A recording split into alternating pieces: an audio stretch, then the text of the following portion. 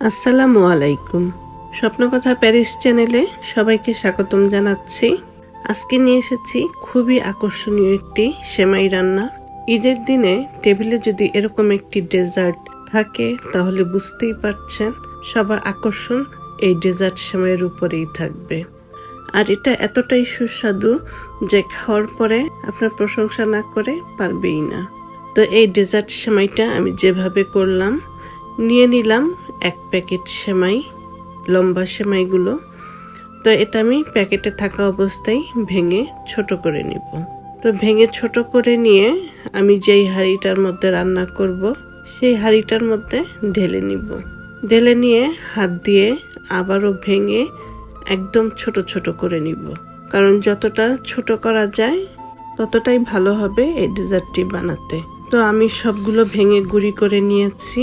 আর নিয়ে নিলাম এরকম কেক বানানোর একটি সেট। এটার মধ্যে আমি প্লাস্টিক বা র্যাপিং দিয়ে এরকম ভিতরে দিয়ে দিব। আপনার কাছে যদি এরকম সেট না থাকে তাহলে ছোট ছোট বাটির মধ্যেও করে নিতে পারেন।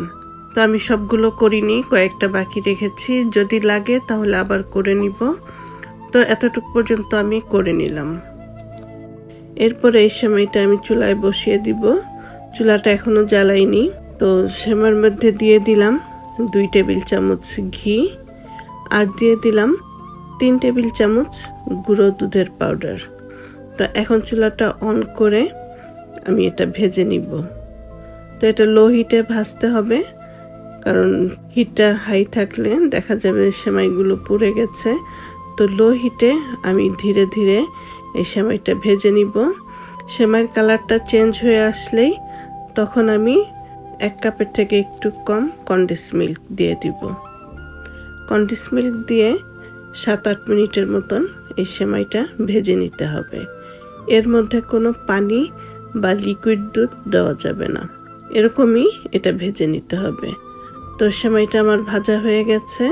আর এই সেমাইটা গরম গরম কেক বানানোর সেটটার মধ্যে দিয়ে বাটির ডিজাইনে এটা বানিয়ে নিতে হবে। যদি আপনার এই কেক বানানোর সেটটা না থাকে তাহলে ছোট ছোট বাটির মধ্যেও করে নিতে পারেন।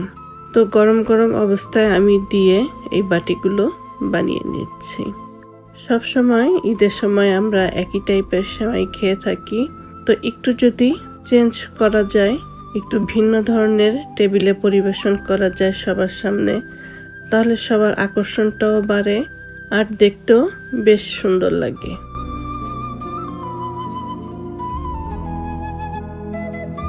তো এই তো সবগুলো আমি করে নিলাম। তো এখন এটা আমি ঠান্ডা করতে দিব। চুলায় আমি আরেকটি হাঁড়ি বসিয়ে দিয়ে এর মধ্যে দিয়ে দিলাম 1.5 কাপ দুধ, আর দিয়ে দিলাম 1 টেবিল চামচ চিনি এবং 2 টেবিল চামচ কর্নফ্লাওয়ার। চিনিটা সাবধানে দিতে হবে, যেহেতু সেমাইয়ের মধ্যে কনডেন্স মিল্ক দিয়েছি আর কনডেন্স মিল্কে অনেক মিষ্টি থাকে, সেটা মাথায় রেখে চিনিটা দিতে হবে। আর যার যার স্বাদ অনুযায়ী চিনিটা দিবেন। তো এখন অনবরত নেড়ে রান্না করতে হবে, নয়তো দেখা যাবে কর্নফ্লাওয়ারটা দানা বেঁধে গেছে। তো অনবরত নেড়ে আমি এরকম ঘন করে নিব।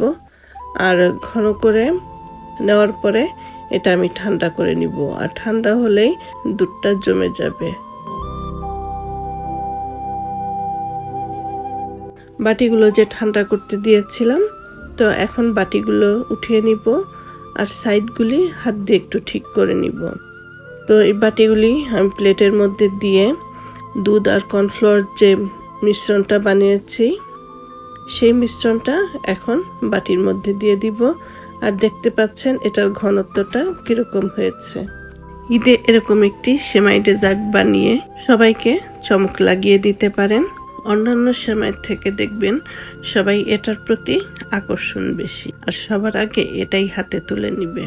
তো সবগুলো বাটির মধ্যে দেওয়ার পরে এখন আমি নানান টাইপের বাদাম দিয়ে দিব। আপনি যে কোনো কিছু দিয়েই এটা গার্নিশ করতে পারেন। তো আমি একটির মধ্যে দিলাম কাঠবাদাম, একটির মধ্যে দিলাম কিশমিশ, আরেকটির মধ্যে দিলাম নারকেলের গুঁড়ো, আরেকটির মধ্যে দিলাম ড্রাই ফ্রুটস। তো হয়ে গেল আজকের ঈদ স্পেশাল সেমাই ডেজার্ট রেসিপি। আশা করি আপনাদের সবাই ভালো লাগবে, আর ভালো লাগলে অবশ্যই স্বপ্নকথা প্যারিস চ্যানেলের সাথে থাকবেন।